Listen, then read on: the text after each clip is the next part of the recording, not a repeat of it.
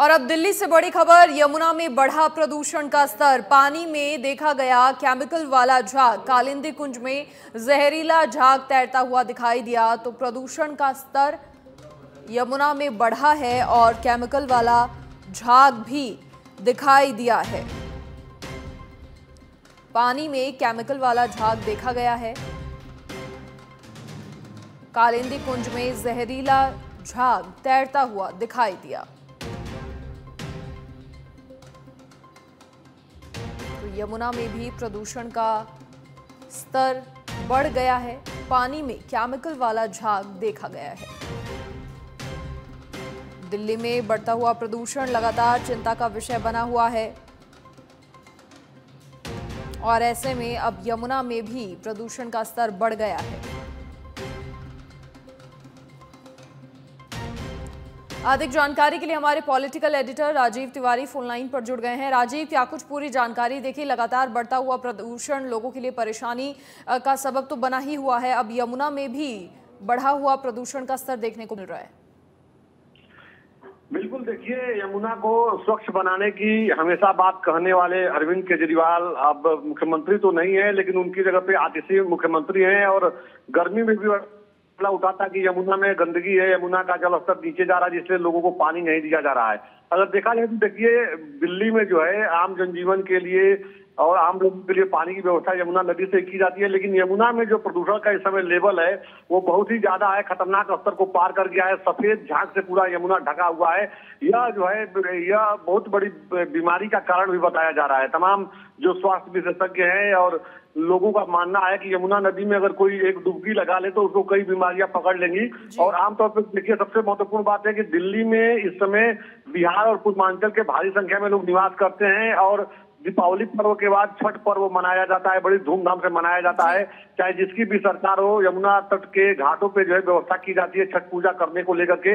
लेकिन जो यमुना नदी के जो हालात हैं, जो गंदगी जिस तरह से फैली हुई है, वह एक चिंताजनक है और इसको लेकर के भारतीय जनता पार्टी ने बड़ा मुद्दा भी बना दिया है। पिछले दिनों देखा गया कि भारतीय जनता पार्टी के जो दिल्ली बीजेपी के प्रदेश अध्यक्ष है वह वहां पर गए और उसमें डुबकी लगा के उन्होंने बताया कि देखिए यहाँ पे किस तरह से गंदगी है, नहाने के बाद किस तरह से शरीर से स्मेल आ रही है। तो यह स्थिति बनी हुई है जो बहुत ही चिंताजनक है। और बड़ी बात यही है कि देखिए, फरवरी में दिल्ली में चुनाव है और सभी पार्टियों के जो नेता हैं जनमानस को अपने भरोसे में लेने के लिए लगातार वादे कर रहे हैं, लोक लुभावनी बातें कर रहे हैं। लेकिन दीपावली के 6 दिन के बाद ही छठ पर्व मनाया जाता है। भारी संख्या में जो पूर्वांचल के लोग हैं, जो दिल्ली में मतदाता भी हैं, यहाँ के निवासी बन चुके हैं, तो उनको लेकर के क्या कुछ सरकार योजना बना रही है, आने वाले समय में तटों पर कैसे वहां पर साफ सफाई करती है, यह भी एक बड़ा सवाल बना हुआ है। बीजेपी के जो नेता हैं, सांसद मनोज तिवारी, वो लगातार सवाल खड़ा कर रहे हैं अभी से छठ पूजा को लेकर के।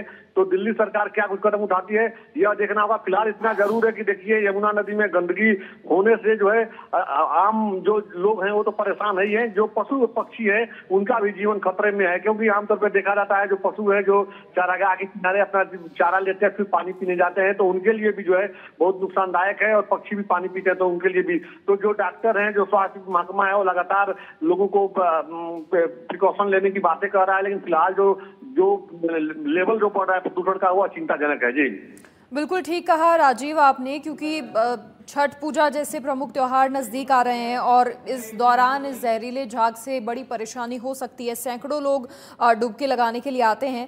अब इसे लेकर दिल्ली जल बोर्ड की मीटिंग भी हुई और उनका ये भी प्लान है कि छठ पूजा से पहले ये झाग हटाए जाएं।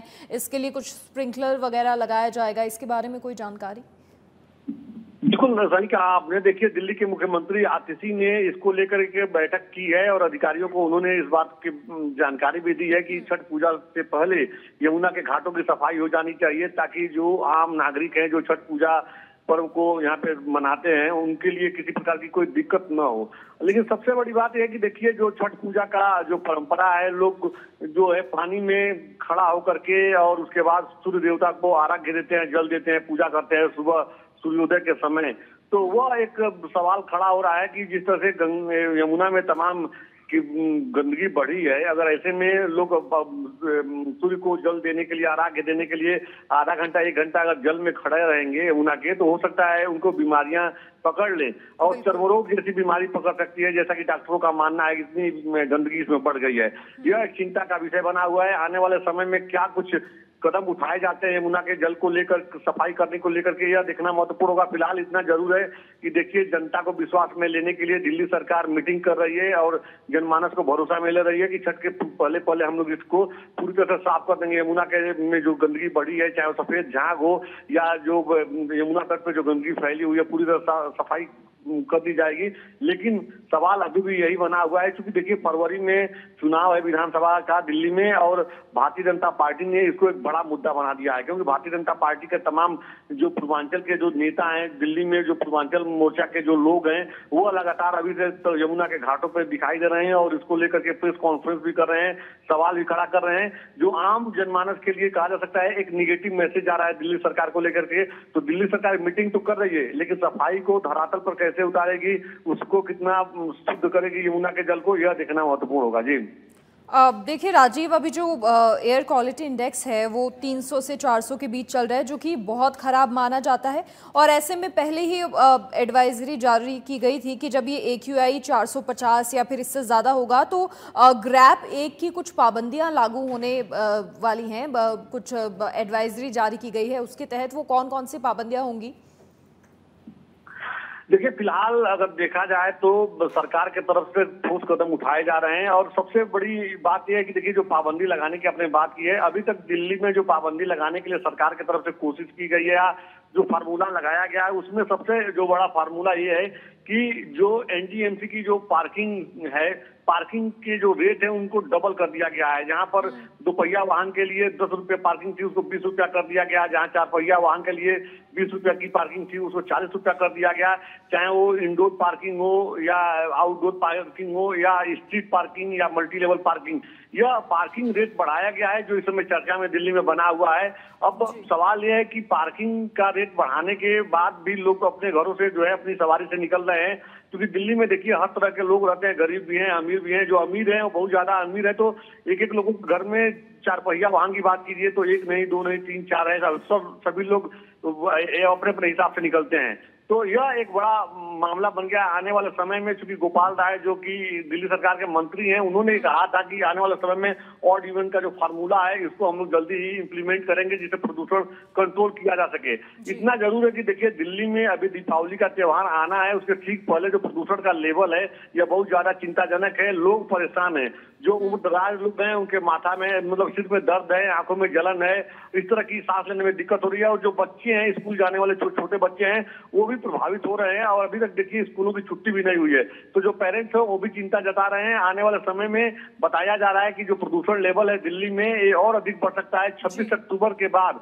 जैसा कि केंद्रीय प्रदूषण कंट्रोल बोर्ड ने बताया है कि 26 अक्टूबर के बाद आने वाला समय जो होगा बहुत ही खतरनाक होगा प्रदूषण के हिसाब से, वायु प्रदूषण के हिसाब से, क्योंकि एयर क्वालिटी इंडेक्स 300 से नीचे नहीं आ रहा है। बुधवार को सबसे ज्यादा खराब था एयर क्वालिटी इंडेक्स, सभी जगह 400 के लेवल को पार कर गया था। हालांकि कल बुधवार का दिन चाहिए और आज शुक्रवार का दिन कीजिए, आज थोड़ी सी राहत है, राहत नहीं है, थोड़ी सी राहत है। लेकिन आने वाले समय में 26 तारीख के बाद यह एयर क्वालिटी इंडेक्स कहां तक जाएगा, इसके बारे में सोच करके चाहे वो केंद्रीय प्रदूषण कंट्रोल बोर्ड हो या स्वास्थ्य मंत्रालय हो, दिल्ली सरकार, सभी लोग चिंता जता रहे हैं। इसको लेकर लोग एक दूसरे को अवेयर करने की कोशिश कर रहे हैं। तमाम सामाजिक संगठन भी लोगों को अवेयर कर रहे हैं कि आप लोग घरों से निकलिए तो मास्क लगा कर निकलिए, और जरूरी काम हो तभी निकलिए।